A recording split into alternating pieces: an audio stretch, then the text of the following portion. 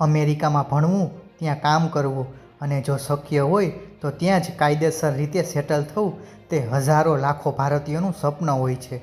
ભારતીયો માટે અમેરિકામાં સારી જોબ અને કમાણીની તકની દ્રષ્ટિએ ટોપના દેશમાં ગણતરી થાય છે.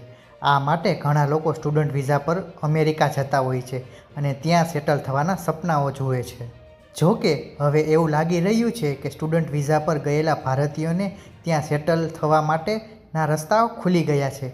ભારતીય અમેરિકન સાંસદ શ્રી થાનેદાર અમેરિકામાં વિદેશી વિદ્યાર્થીઓને લગતું એક બિલ રજૂ કર્યું છે અને આ બિલ વિદ્યાર્થીઓને અભ્યાસ બાદ અમેરિકામાં રહેવા માટે પ્રોત્સાહિત કરે તે માટેનું છે.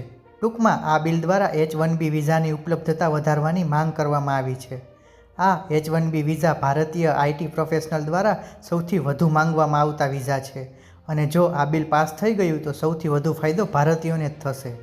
અહેવાલ મુજબ ડેમોક્રેટિક નેતા થાનેદારે આ બિલના મહત્વ વિશે સમજાવવા માટે તેમના અંગત અનુભવોનો ઉલ્લેખ કર્યો હતો. ભારતમાં જન્મેલા શ્રી થાનેદારે એક નિવેદનમાં જણાવ્યું હતું કે હું અમારા તેજસ્વી વિદ્યાર્થીઓને દેશમાં રાખવાનું મહત્વ સમજાવું છું. શ્રી થાનેદાર દ્વારા રજૂ કરાયેલા બિલમાં એવી માંગ કરવામાં આવી છે કે keep steam graduates in America act H-1B visa પ્રક્રિયામાં સુધારો કરવાનો પ્રયાસ છે અને દર વર્ષે ઉપલબ્ધ વિઝાની સંખ્યામાં વધારો કરવા માંગે છે.